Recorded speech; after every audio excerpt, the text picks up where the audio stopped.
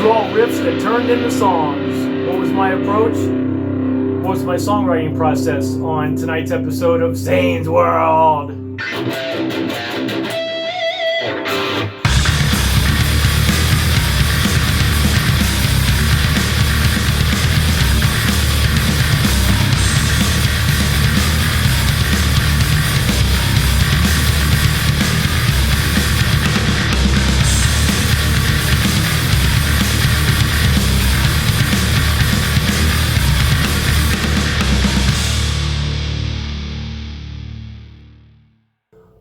Hola, y cómo estás, everyone? How's everybody doing? Hopefully everybody's doing very well, and hopefully everybody's family is doing just as well. I'm your host, Justin Sane, and this is episode number 5 of Sane's World. Tonight's episode is actually going to be something that I talked at the end of episode 4, and that is, what is my songwriting process? What's my approach? Basically, in a nutshell, and when I say this, I don't mean to sound like some sort of virtuoso or some sort of savant or whatnot, but here it is. In a nutshell, I hear songs in my head, and I hear riffs in my head that when I hear them, the first thing that I'll usually do is, if I'm not at home, if I'm out working or running errands, I will actually grab my phone, hit record, and actually kind of hum what I hear in my head, so that I can remember it, so that way it's documented. And then I'll get home, turn on my amp, turn my phone back on, and say, okay, I'm going to actually learn how to play what I just heard in my head. I usually have the key in my head, so I know what key it's going to be in. Basically, I just learn the riff just by picking up the guitar. So every song pretty much starts with that, is just the basic riff. From there, I will pretty much, because I wasn't schooled as far as theory goes, I will pretty much play just whatever feels natural, whatever just comes from my heart out into my guitar, and I'll just kind of go from there. I may adjust it here and there. But it's definitely nothing, scientific. It's nothing that's taught. I basically just, okay, where do I want to go after the main riff? Usually songs after the main riff, the drums will come in and whatnot, and then you'll have a verse. So from there, my approach is, you have 3 choices, Justin. You can either go up in key, you can go down a key, or you can stay in the same key. And then from there, again, I just basically just follow my heart and just whatever feels natural. So the first riff that I played, it was actually something that I actually came up with the riff. I think I was probably still in high school. It wasn't much, if it wasn't then, it wasn't much later than that. And I've always kept it in my mind and kind of just kept it in my back pocket. It's been kind of too heavy to play with the bands that I was in. So I never really presented it to anyone except for my last band, and we tried to make it work, and it just didn't work. And then I think it was about 2015, I started putting my CD together. I'm like, okay, this riff will actually become a song. So I wrote it, recorded it, and then put it out.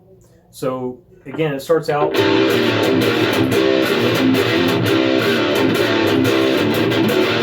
So, okay, what am I going to do for the verse? I was like, okay, I'm just messing around with a couple chords here and there. I'm going to go ahead and keep it in the same key, which is, technically it'd be E to me, but I guess it would be C just because I'm 2 steps down. So I decided to keep it in E. So my next train of thought is, okay, I don't want to, when I'm writing music for a song, I don't want to step on the lyrics, and I don't want to step on the singer's toes, so to speak. So I usually keep the music kind of subtle. I try not to make it too busy, so the singer's not going, oh, whatever. Just basically, just kind of keep it very simple. So in this song, it's basically just a couple, basically it's like, I think it's like 3 or 4 chords. That's really about it. So it's.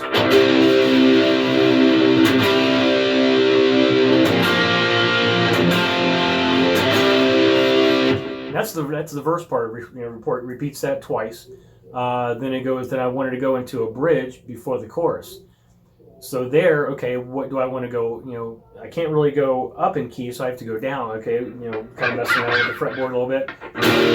Yeah, this sounds kind of cool. What do I want to follow it up with? So yeah, this kind of sounds cool. Okay.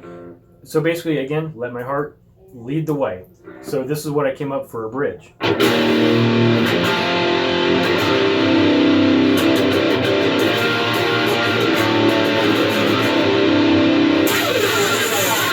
And then it goes into the chorus, which again is the main riff, just repeating itself a couple times.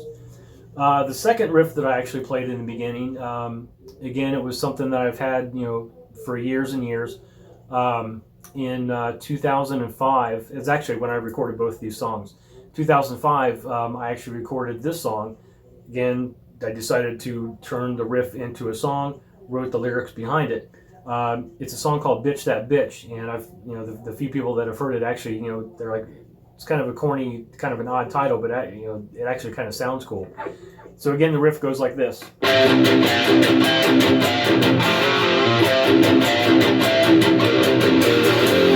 So it repeats again. So I'm like, okay, what do I want to do for the verse? Again, keep it simple. And I decided after, kind of messing around with a couple different keys, I'm like, okay, I'm just going to keep it in the same key. What do I want to play in there? Like, okay, I'll just kind of ride E just a little bit. Again, let the heart lead the way. So this is what came out.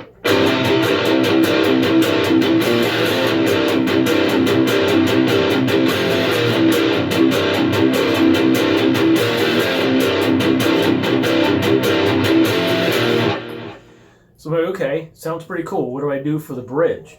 I messed around with a couple different keys, and I was like, okay, I settled on D. And what I wanted to do with this song was, because it's kind of a mean, angry song, I was kind of in a bad place when I was actually writing the song. I actually want to put like a minor chord. And anybody who doesn't know music theory, basically a minor chord is kind of a dark, heavy chord. It's very reminiscent of, like, say, like Black Sabbath or something like that, or maybe like something that Randy would come up for Ozzy. So I was like, okay, what do I want to do with this? And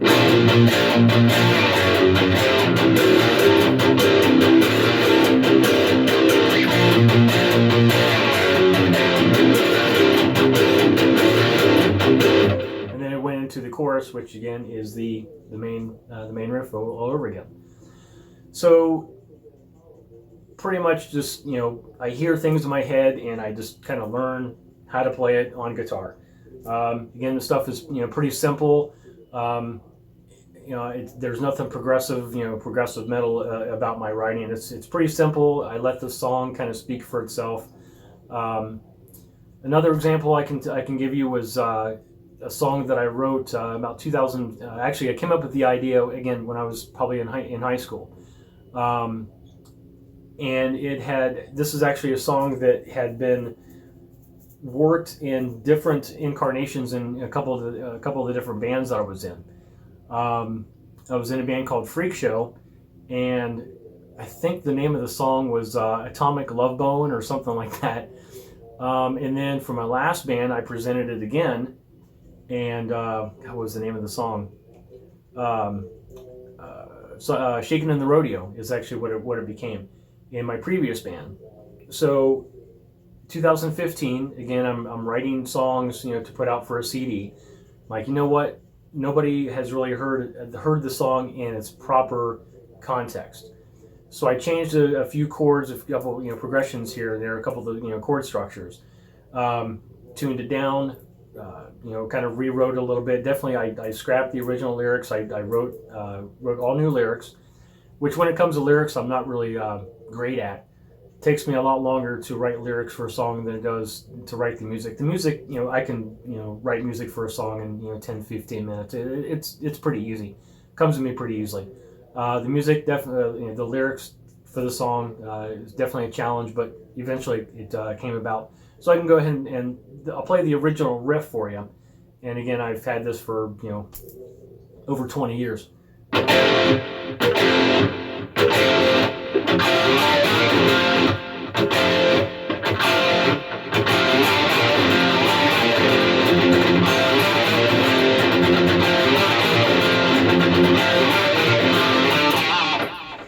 So it's a very fast song. So I remember, this I didn't change as far as the arrangement, was the verse. I basically just stayed in A, stayed in the same key.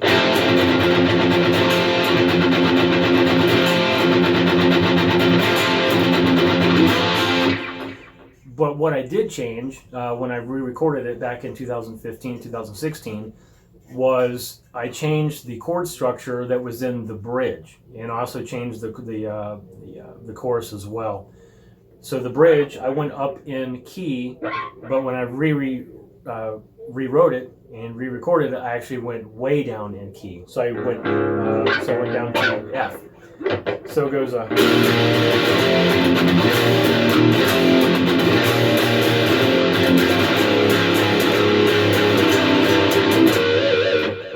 and then it's like I said, I rewrote the chorus part. Instead of basically playing the riff, the intro riff over again, I changed a little bit so you can. It's a little more melodic, and it kind of played better with the lyrics. So I changed it to this.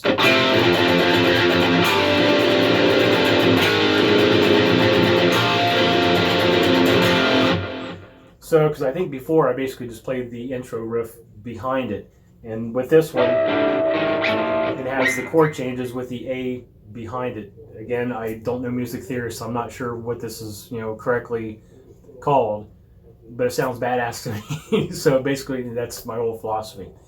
Let's see, a song that I'm actually kind of proud of. Again, it's on my CD.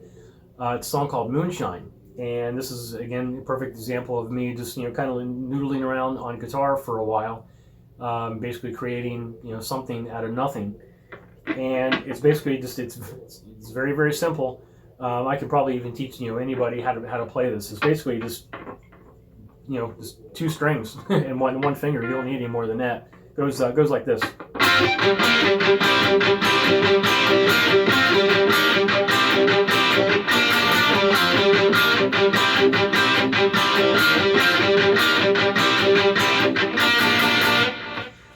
So once I came up with that, I was like, okay, it's in the key of E, so I need to come up with a riff that kind of fits that chord structure, but it's backwards. So instead of going, I decided to go up instead of down. So I came up with this.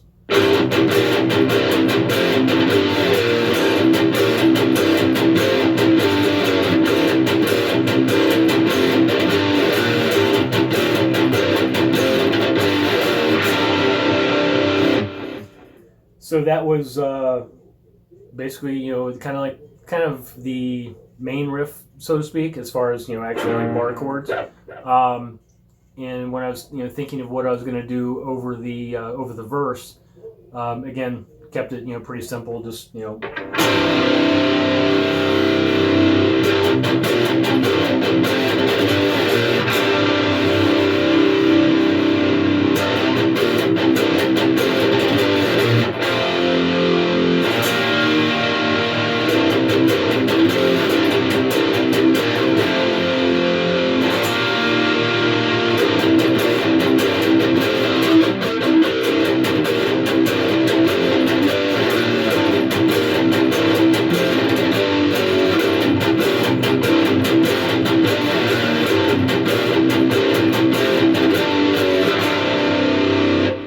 again, that was an example of the song coming together pretty quick. And like I said, the song is called Moonshine, and it's basically it's like it's not an acronym, but it's a kind of a play on words that actually means something completely different.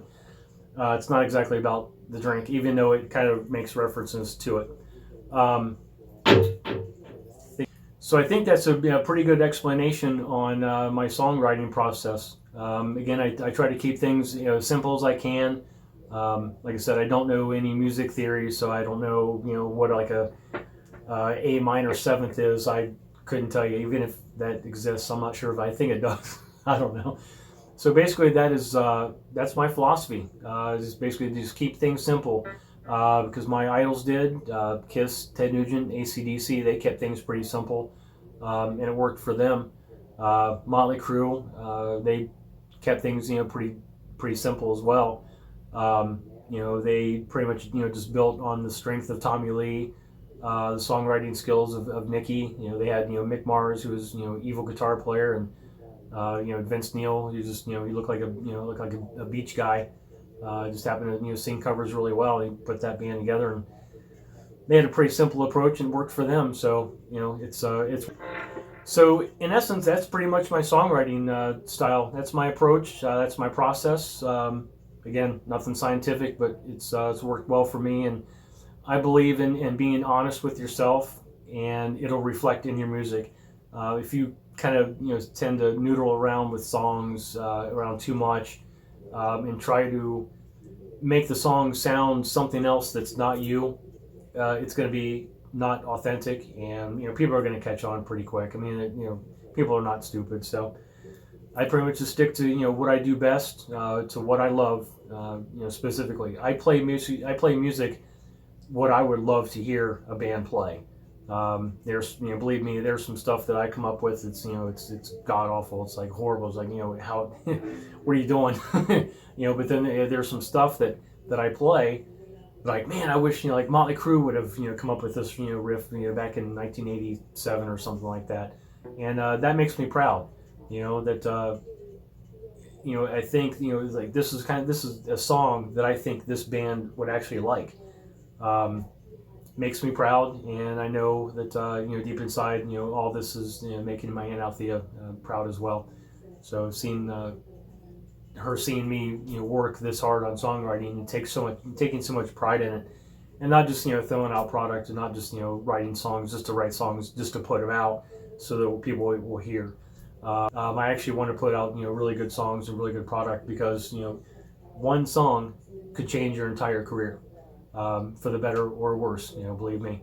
So, hope everybody has liked this episode of Sane's World. Again, I'm your host, Justin Sane. If you haven't done so yet, hit the subscribe button, and as an added bonus, you can even hit the bell, and you'll be notified on any future uploads that I bring out. So, with that, I will say have a good night.